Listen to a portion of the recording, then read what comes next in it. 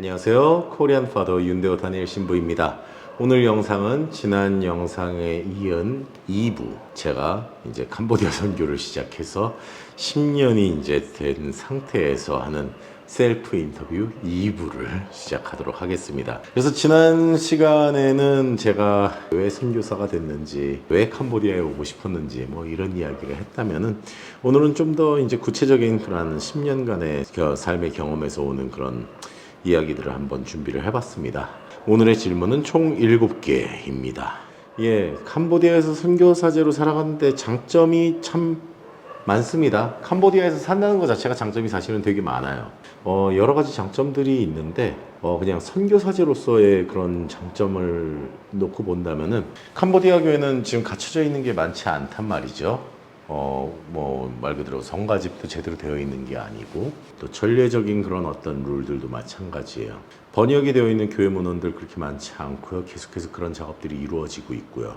신심행위나 이런 것들에 대한 것들도 마찬가지죠. 제대로 갖춰져 있는 것들이 아직 많지 않다 보니까, 이제 한국에서 어릴 때부터 우리가 해왔던 어떤 그런 관습적인 것들, 그리고 이제 교회 안에서의 신심행위라든지 또 전례적인 그런 부분들도 마찬가지고, 그저 어느 정도 명문화해서 여기에서 실행을 하면은 그것이 곧 가톨릭 교회의 발전으로 이어진다라는 것입니다. 사목자가 이렇게 삽시다 라고 했을 때 잘 따라 주시고, 그리고 또 잘 또 이제 어떻게 보면 받아들이려고 노력을 해주시는 분들이 많다라는 것들도 좋은 점인 것 같습니다. 그 외에도 여러 가지 장점들이 있는데, 저는 좀 지극히 인간적인 장점을 좀 얘기하고 싶은 게 있어요. 캄보디아라는 나라가 주는 이 장점이 가장 큰 게 뭐냐면 말이죠. 일단은 한국이랑 되게 가까워요. 이 정도면 가까운 편이죠. 사실은 5시간 정도 걸리니까요, 비행기로. 제일 좋은 점 중에 하나는 물류적인 측면에서 좀 편리한 점들이 많아요. 한국에서 이제 뭐 인터넷을 통해서 이제 구입을 해서 배송을 이제 맞는 그 업체 쪽 창고에 보내기만 하면은 배송을 받을 수 있습니다. 비용도 비싸지 않고요. 보통 3주 안에 옵니다. 이 정도면 매우 양호한 거거든요, 사실은. 그렇게 하면은 저렴한 가격으로 물건을 받아볼 수 있고, 뭐 이제 우편물 EMS 같이 이런 걸로 하게 되면은 더 빨리 받죠, 사실은요. 빠르면은 일주일도 안 걸리는 걸로 기억을 하고 있죠. 기억이 나는데, 사실 우편으로 뭘 받아본 지가 오래돼갖고 저도 기억은 잘 안 나요, 사실은. 가장 결정적인 거 말씀드리자면은, 캄보디아엔 정말로 한식당과 한인마트가 정말로 많다는 것과, 한국 음식을 동네 마트, 동네 슈퍼마켓에서도 다 구입을 할 수 있다는 거예요. 일단은 김치는 전국적으로 웬만한 데 가면 다 팔아요. 좀 큰 도시면은 다 팔아요. 그게 한인 마트가 아니라 하더라도 다 팔고, 라면도 뭐 신라면, 진라면 정도 되는 우리가 이제 기본적으로 많이 먹는 라면들은 다 팔고 있습니다. 그리고 이제 한인마트를 딱 가잖아요. 예전에 이제 제가 처음 청교 왔을 때 교우분들 중에 이제 그런 분들이 많았어요. 신부님 필요한 거 있으면 얘기하세요. 뭐 김 같은 거 보내드릴까요? 라면 같은 거 보내드릴까요? 이런 말씀들 하시는 분들 많았는데, 그 말씀 들을 때마다 뭔가 오히려 제가 막 송구스러운 거예요. 여기 다 있는데.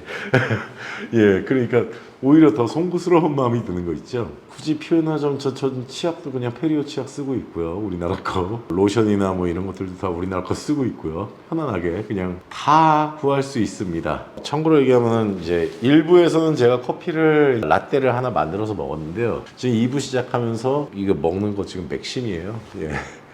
2부는 맥심과 함께 하고 있습니다. 커피는 맥심이죠. 웬만한 한국 제품들은 다 여기서 구할 수 있어요. 그게 엄청난 장점인 게요, 하나의 스트레스 요소가 사라지는 거예요. 간단히 얘기하면은, 내가 김치가 너무 먹고 싶은데 김치가 없어. 그럼 만들어 먹어야 되는데 재료가 한국이랑 똑같지 않아요. 그것도 힘들죠, 많이. 여기서는 그런 걱정이 없다라는 거예요, 전혀.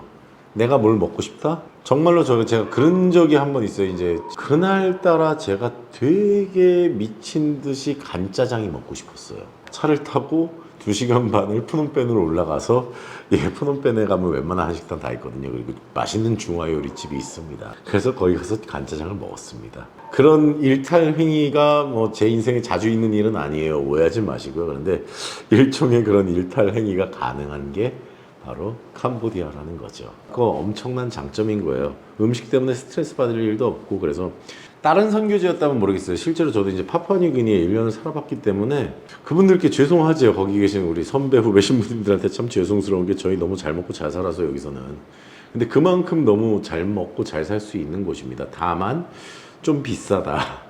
그래서 마구 누리면서 살 수는 없어요. 마구 누리면서 살 수는 없는데 제가 정말로 뭐 간절히 먹고 싶다 싶으면 먹을 수 있으니까 그러다 보니까 이제 막상 휴가 때 한국 돌아가잖아요. 가족들도 그렇고 신자분들도 뭐 드시고 싶었던 거 없어요? 딱 그런데 딱히 먹고 싶었던 게 떠오르지 않아요. 예, 단점이라고 얘기할 만한 거는 사실은 그렇게 많지는 않아요. 단점은. 그런데 이제 불편한 점이라고 얘기를 굳이 하자면은 언어가 압도적으로 어렵다라는 거. 캄보디아 선교에 있어서는 그게 가장 큰 어떻게 보면은 벽이 아닌가 싶습니다. 오래 산다고 잘하는 것도 아니고요. 정규 교육을 제대로 받았다고 해서 잘하는 것도 아니에요. 단순하게 문법만 잘 알아도 되는 게 아니고 이 사람들이 하는 톤을 따라가는 게 너무 힘들어요.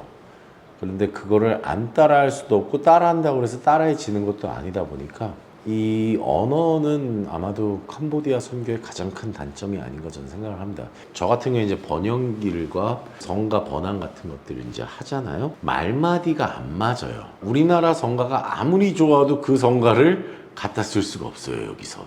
지금 이제 제가 하는 작업 중에 그레고리안 멜로디들을 가지고선 캄보디아 말로 이제 하는 작업들이 있어요.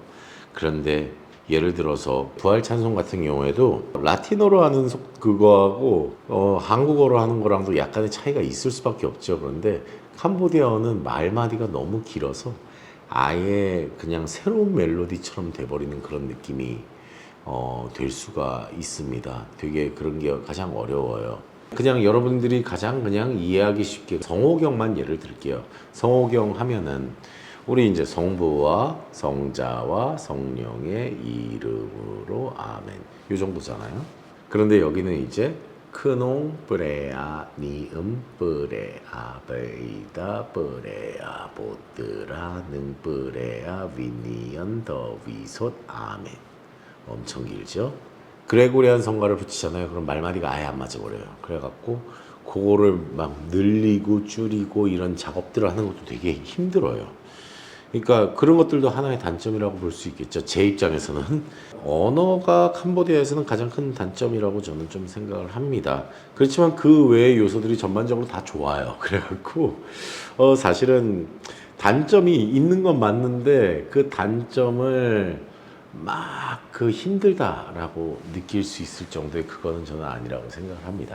그리고 장점 한 가지 더 얘기하자면 한식뿐만 아니라 양식도 맛있는 집들 되게 많아요. 그래갖고 여기 전 세계 여행객들이 많이 오는 나라다 보니까 전 세계의 맛집들이 다 있어요. 그래서 예, 먹는 얘기에 너무 꽂혀버린 거 아닌가 싶은데 진짜 그게 너무 장점이 커갖고 저에게는 인간적인 장점이죠. 예.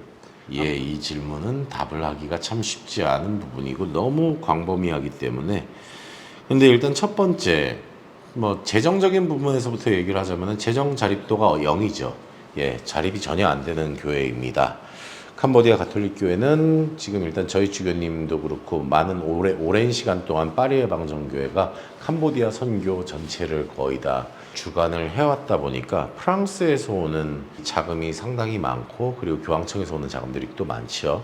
그 외에 이제 여러 지원금들도 있고요. 사실은 이제 한국 가톨릭 교회에서 직접적으로 캄보디아 가톨릭 교회에다가 지원을 해주고 있는 비용들은 직접적으로 들어오는 거는 그렇게 많지는 않은 편인 거예요. 한국에서 오는 거는요. 왜냐면 전체 교구의 운영을 파리의 방정교회 쪽에서 거의 맡아서 하고 있다라고 볼 수 있으니까요.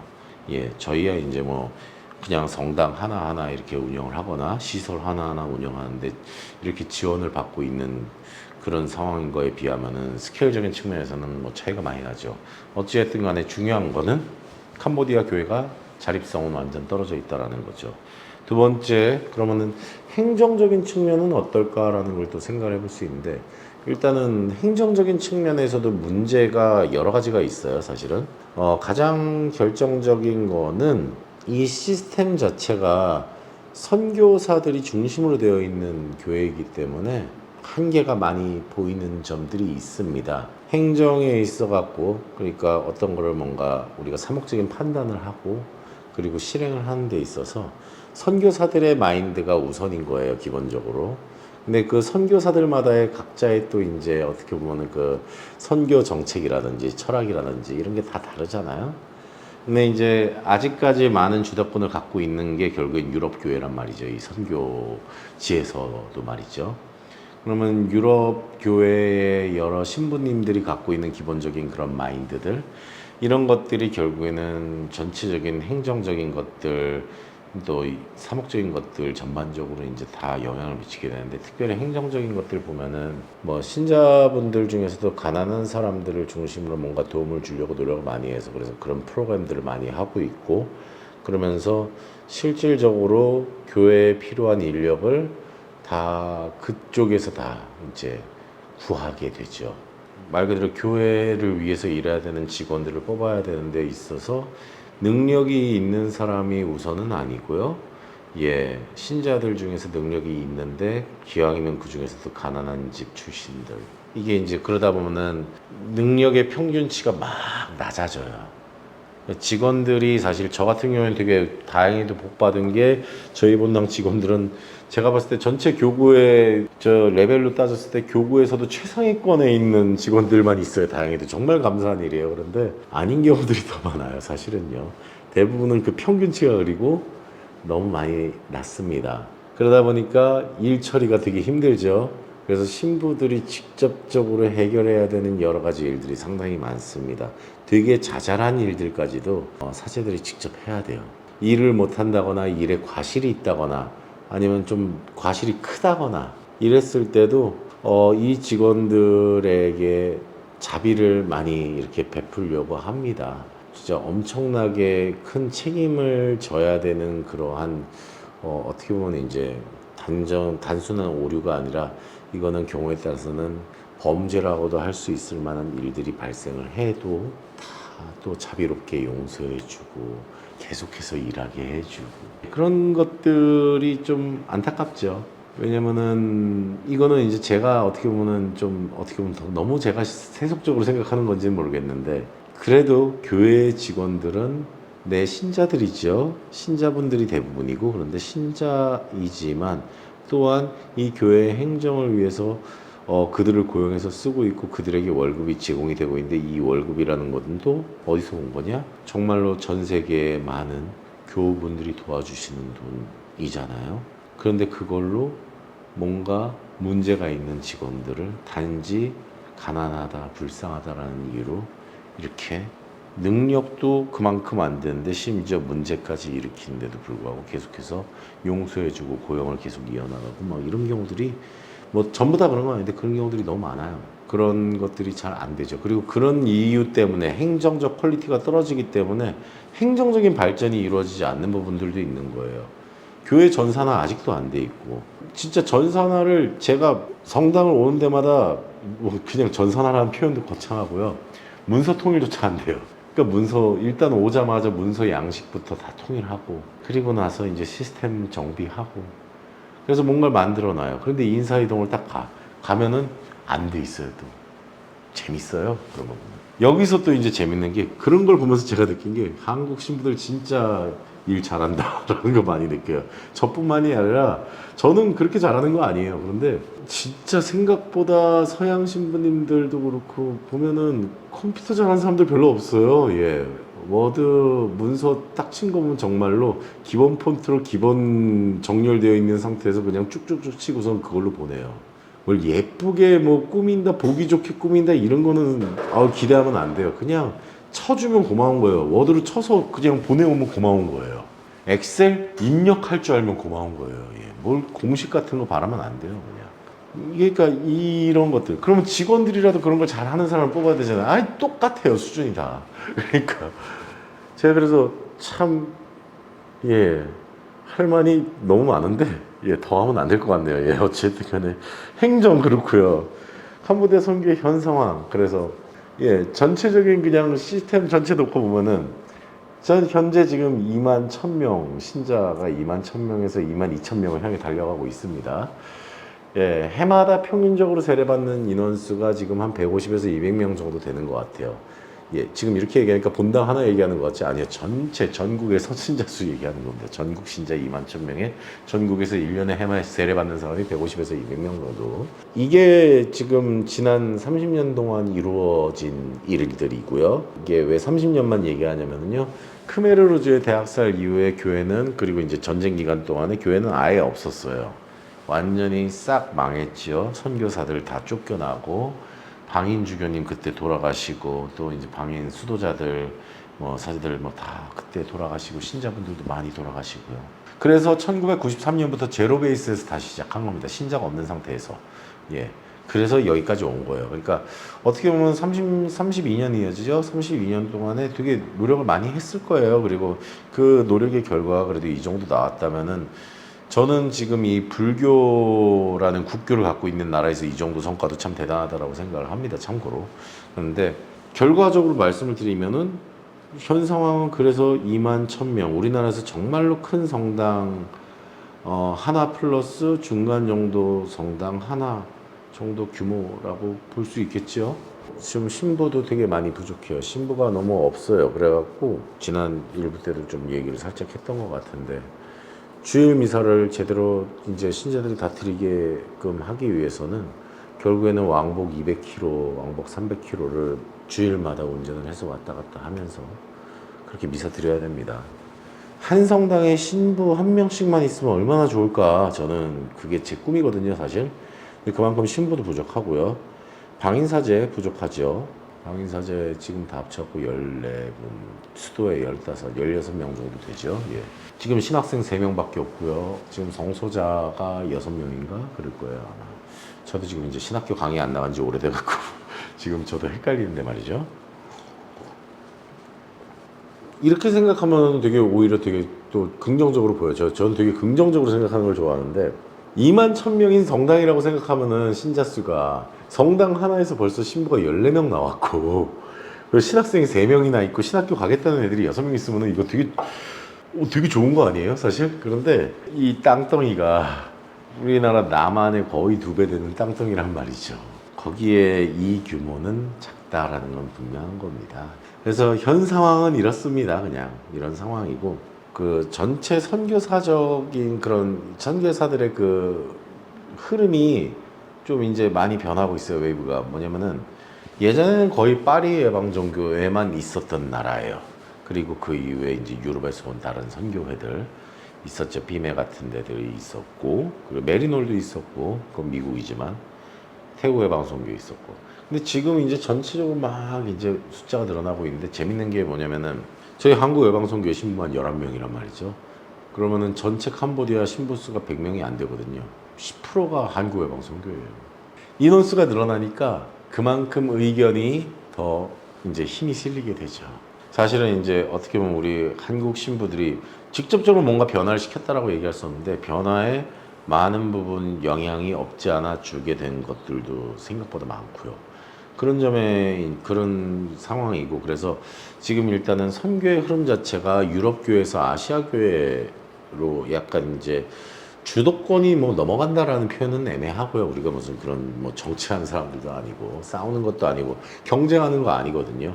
다만 그전에는 유럽 신부들이 많은 의견을 제시하고 많은 것들을 하고, 그리고 거기에서 주장을 하면은 아시아 출신 신부들은 뭐 소수기도 하고, 좀 유럽에 괜히 주눅 들어서 말을 못하는 것들도 있었고, 예, 그랬는데 지금은 목소리를 내고 있다라는 거. 그래서 그런 점에 있어서 또 상황이 꼭 나쁜 것만은 아닌 거죠. 뭔가 체인징 되고 있다라는 거죠. 어떻게 보면은 좀 전에 이제 현 상황을 얘기했을 때는 좀 부정적으로 제가 얘기할 것 같다라고 생각하실 수도 있을 것 같은데, 저는 상당히 긍정적으로 보고 있습니다. 양적인 성장은 그렇게까지 기대가 되진 않아요. 뭐 엄청나게 막 급격하게 성장할 것 같다 이런 생각은 전혀 안 하고요. 아마도 지금처럼 그냥 뭔가 스며들듯이 그렇게 성장은 할 것 같아요. 그런데 그보다 중요한 거는, 저는 사람들이 얼마만큼 교회에 대해서 알아가게 되는가, 그리고 이제 얼마만큼 우리 가톨릭 교회가 이 사회 안에 노출이 되는가, 저는 이게 되게 중요하다고 생각을 하는데, 우리가 억지로 뭔가 하려고 그러면 안 돼요, 사실은요. 이제 여태까지 해온 방식은 약간 좀 그런 방식이거든요. 뭐 저희 주교님 같은 경우는 이제 막 이런 SNS 같은 거를 많이 이용을 하시고, 대중 매체들을 많이 이용을 하시는데, 사람들이 보고 싶어 하는 거를 보여주는 게 아니라 보여주고 싶은 걸 보여주는 그런, 예, 방식을 많이 쓰는 것 같아요. 지금 제가 하는 이 방식이죠. 제가 얘기하고 싶은 걸 제가 떠드는, 예, 그거를 지금까지 계속 해왔고, 그래서, 뭐, 그러니까 저도 구독자가 별로 없는 거겠지만, 예. 어쨌든 간에 그런데 지금 참 되게 다행스럽게도 은연중에 캄보디아 가톨릭 교회가 계속해서 사람들에게 노출이 되고 있습니다. 그리고 사람들이 스스로 찾는 경우들이 있어요. 뭔 얘기냐면은 제가 맡고 있는 교회 사적지 이 복고산 성당이라고 있는데요. 여기가 예전에는 그냥 폐허였고 그리고 그냥 서양인 관광객들이 많이 찾던 한국인 관광객도 거의 없었어요. 아시아계통 관광객을 예전에는 10년 전만 해도 보지도 못했어요, 거의. 정말로 드물게 가는 곳이었죠. 보통 한국 분들이야 대부분 다 CM리 쪽으로 가기 때문에 깜포까지 굳이 오시는 분들도 없고. 그런데 최근 몇 년 동안에 이제 캄보디아도 문화가 많이 바뀌었단 말이죠. 캄보디아 사람들도 이제는 막 열심히만 일하는 게 아니라 주말이 되면은 이제 그래도 여가 시간도 가지려고 그러고 좀 인생도 좀 즐겨보려고 하고 뭐 그냥 옛날 같으면 그냥 인생을 즐긴다? 뭐 그냥 동네에서 그냥 술판 벌려서 술 마시고 놀고 이게 다였죠. 가라오케 노래 부르고 이거 막 집집마다 그 스피커 있으니까요.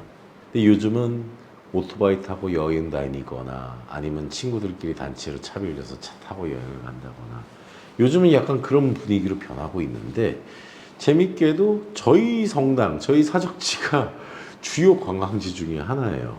이 내국인들이 많이 찾는. 그래서 캄보디아인 관광객들이, 그러니까 내국인 관광객들이 엄청나게 많이 옵니다. 주말에는 100팀이 넘어가고요. 평일에도 이 외국인들까지 다 합치면 그래도 한 60, 70팀이 매일 오는데 캄보디아인들만 해도 그래도 못해도 글쎄요 40, 30, 40은 되지 않을까 절반은 될 거예요 아마. 그 사람들이 저희 성당에 와서 셀카 찍고 뭐 하고 뭐 주변에서 또 도시락도 까먹고 예 그러면서 성당이 자연스럽게 노출이 되고 있습니다. 저는 이런 노출이라는 게 되게 중요하다고 생각을 해요. 사실 저도 이제 제 유튜브 채널도 그런 이유에서 맨 처음에 시작을 한 거긴 하지만 뭔가 노출을 계속 시키기 위해서 클러지 셔츠를 입고 막 기타를 치고 있고 막 이런 거 노출시키고 싶었는데 뭐 그것만 하니까 구독자가 잘 안 늘더라고요. 아무튼지 간에 저는 사람들이 이렇게 계속해서 이 가톨릭 교회에 노출이 되면서 뭔가 조금이라도 궁금증이라는 걸 갖게 된다면 의문이라는 걸 갖게 된다면은 이것 또한 교회가 홍보가 될 수 있고 사람들이 알게 되면서 점점 더 궁금해지게 해주는 그런 요소가 되지 않을까. 저는 그런 식으로 좀 접근을 하는 게 중요하다라고 생각을 했어요. 그러면서 동시에 만약에 이게 이제 브랜드라고 한다면 말이죠. 브랜딩 작업이 좀 잘 되잖아요. 그러면은 효과가 매우 좋을 수 있다라고 생각을 합니다. 실제로 여기에 지금 캄보디아 안에도 약간 이상한 좀 사이비 종교 같은 것들 많이 있는데 걔네들 되게 열심히 홍보하거든요. 그러니까 재밌는 거는 생전 듣도 보도 못한 종교 단체 같은 건데도 사람들이 많이 알아요. 근데 참 안타깝게도 캄보디아 안에서 사람들은 뭐 그리스도교라고는 알고 있죠. 그런데 가톨릭이 뭔지 뭐 개신교가 뭔지 구분할 줄 아는 사람도 없을 뿐만 아니라 관심도 없어요, 사실은. 그런데 그런 사람들한테 최소한 이 가톨릭 교회라는 어떤 하나의 개념이 머릿속에 자리 잡기만 맞는다 해도 그러면은 지금 당장엔 몰라도 50년 뒤, 100년 뒤에는 또 얘기가 달라질 수 있는 거거든요. 미래를 어떻게 전망하는가라는 이 질문에 저는 긍정적으로 대답할 수밖에 없다라고 저는 생각을 해요. 미래는 별로 그렇게 부정적이지 않다라고 생각을 합니다. 단지 내가 보고 싶은 미래는 뭐 보기 쉽지 않겠죠. 막 사람들이 엄청나게 늘어나고 미사 때 막 다 같이 막 합창하면서 특히나 뭐 이제 부활성회 같은 그런 미사 때 다 같이 뭐 이제 뭐 알렐루야를 이렇게 따라 이렇게 교창을 한다든지 뭐 그런 거를 이렇게 꿈꾸기는 힘들 것 같은데 당장에는 그래도 예 50년 뒤 100년 뒤에는 저는 충분히 가능할 거라고 생각합니다. 저는 사실은 목표가 조금 이제 몇 가지가 있는데 이거는 이제 제가 전망하는 이제 미래 캄보디아 이제 선교 방법하고도 어느 정도 연계가 되는 거예요. 그래서 저는 사실은 이 캄보디아 교회 아까도 얘기했지만 양적인 선정에 대해서는 좀 전망하지 않는다라고 그렇게 기대하지 않는다라는 얘기를 했는데 제가 생각하는 목표, 선교의 목표는 이 캄보디아 사람들이 비록 예수님을 모른다 하더라도 예수님을 비록 믿지 않는다 하더라도 예수님이 가르쳐 주신 사랑 그리고 그런 보편적인 사랑과 우리 그리스도인들이 각자야 할 그런 표양, 삶의 표양들이 이 사회 안에 전반적으로 이렇게 잘 퍼져 있는 그런 것. 그런 사회로 나아가게끔 가이드를 이제 뭔가 이렇게 설치하는 뭐 그런 역할을 좀 하고 싶다라는 생각을 저는 해요. 직접적으로 양적인 성장은 기대할 수 없지만 사람들의 마음 안에 예수님이 가르쳐 주신 그 사랑과 동일한 그 사랑이 자리 잡게끔 이렇게 어떻게 하면 어떨까? 그래서 저는 이제 제가 요즘 포커스를 맞추고 있는 게 이제 문화 콘텐츠 쪽인 거예요. 사실은 되게 나름대로 장대한 꿈이 있고, 그리고 그 꿈에 대해서 저는 주변 사람들하고 많이 이미 공유를 했어요. 그런데 유튜브에서 이렇게 얘기하기는 좀 아직은 좀 창피합니다. 뭐 좀 더 만들어 놓고 얘기하려고요. 그래서 지금은 얘기하지 않을 건데 언젠가 될 거예요. 예, 되리라고 저는 믿는 게, 제가 꿈꾸고 있는 그런 어떤 선교적인 목표가 내 개인의 욕심에 의한 목표인가, 아니면 진짜 교회와 하나님을 위한 것인가, 그리고 우리 이웃을 위한 것인가, 이거에 대해서 제가 끊임없이 고민을 하고 있고, 내 뜻이 아니게끔 해달라고 항상 기도를 하고 있고, 이렇게 기도를 한다면은 하나님은 들어주시지 않을까라고 저는 믿습니다. 그래서 저는 이제 뭐 제가 딱 이게 나의 목표는 이거다라고 딱 밝히지는 않았지만, 그냥 그 두루뭉술하게 말씀드리는 거는 그리스도의 사랑이 이제 이 사회를 지배하는 이 사회에 좀 만연한, 예, 그런 세상을 만드는 하나의 도구가 되고 싶다라는 게 저의 이제 선교사제로서의 개인적인 목표라고 말씀드리고 싶습니다. 선교사제의 삶은 과연 비전이 있는가? 예, 저는 비전이 있다고 생각합니다. 아주 창창한 미래가 있다고 생각을 합니다. 선교사제는 저는 좀 뭐라 그럴까, 꿈을 꾸는 존재라고 생각하거든요. 꿈을 끊임없이 꾸어나가는 존재라고 저는 생각을 합니다. 이 교회가 더 많이 성장했으면 좋겠다. 내 이웃들이 더 행복하게 잘 살았으면 좋겠다. 의지를 갖고 있다면 그 꿈을 실현시킬 수 있다라고 저는 생각을 하거든요. 지금 현재 캄보디아 교회 더 많은 발전이 필요하죠. 그리고 그 발전을 하는 데 있어서 많은 일들을 지금 저와 제 동료 신부님들이 지금 이미 하고 있습니다. 이것이 지금 현재는 되게 미미해 보일지 몰라도 조금씩 쌓여 나가고 있어요. 그래서 사실 비전이 있을 수밖에 없어요. 왜냐? 저희가 하는 선교 사업이라는 거는 5년 뒤를 위해서 준비하는 일도 아니고 10년 뒤를 위해서 준비하는 일도 아니에요. 저희는 50년을 봐야 되고 100년을 봐야 됩니다. 50년을 보고 일을 하는 사람들이고 100년을 보고 일을 하는 사람들이에요. 심지어 내가 죽은 다음까지도 생각을 해야 돼요. 그런데 비전이 없다라고 할 수 있을까요? 비전이 있습니다. 끊임없이 계속해서 이 교회가 성장해 나가는 데 있어서 나 자신을 태어나갈 수 있는 부분들이 있다라는 거예요. 그렇기 때문에 선교사제의 삶 되게 비전이 있습니다. 내가 하고자 하는 의지만 있다면 무엇이든지 도전할 수 있어요. 그리고 그 도전이 오히려 적극적으로 권장이 되고요. 물론 그런 도전에 있어서 실패할 수도 있죠. 근데 실패했다고 해서 이게 일반 사회처럼 그렇게 막 비난받고 너는 다시는 이런 일을 하지 마, 뭐 이런 분위기가 아니잖아요. 그래, 이번 일은 아쉽다. 그렇지만 다음번에 또 잘해봅시다. 이런 환경이라고 보시면 돼요. 그렇기 때문에 저는 선교사제의 삶은 또 어떻게 보면 또 좀 성취욕적인 부분이라 갖고 좀 말하는 게 조심스럽기는 해요. 그런데 충분히 성취욕도 잘 자극이 되고요. 재밌어요. 그냥 많은 일들이.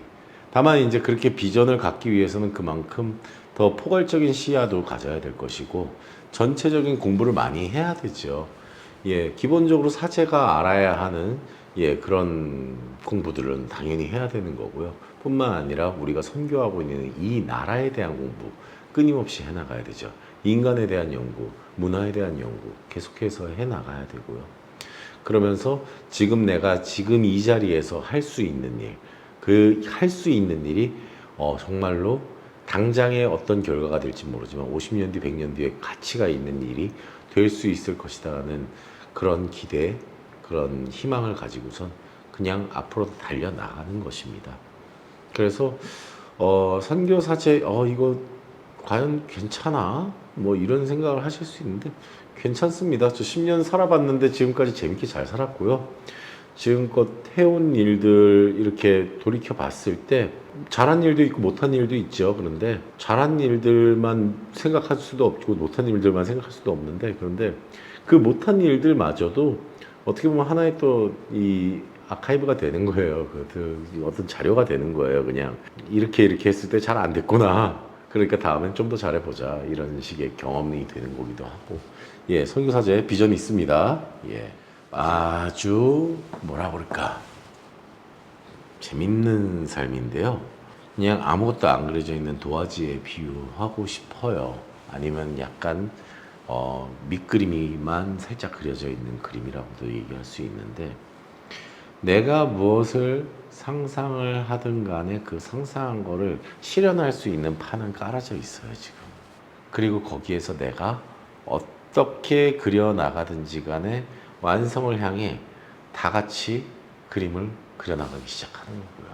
선교 사제의 삶은 저는 되게 뭐라 그럴까 다른 사제의 삶보다 더 낫다라고 얘기하기는 애매하죠. 사실은 각자의 삶은 다 좋으니까. 그런데 이 삶만이 갖고 있는 어떤 특장점이 있다라고 하면은 무한한 자유도, 요즘 이제 자유도 높은 게임들 있죠. 좀 거친 게임들이 많지만, 예, 그런데 그런 것에 되게 순한 맛, 아니면 되게 바른 맛, 예, 그런 즐거움이 있습니다.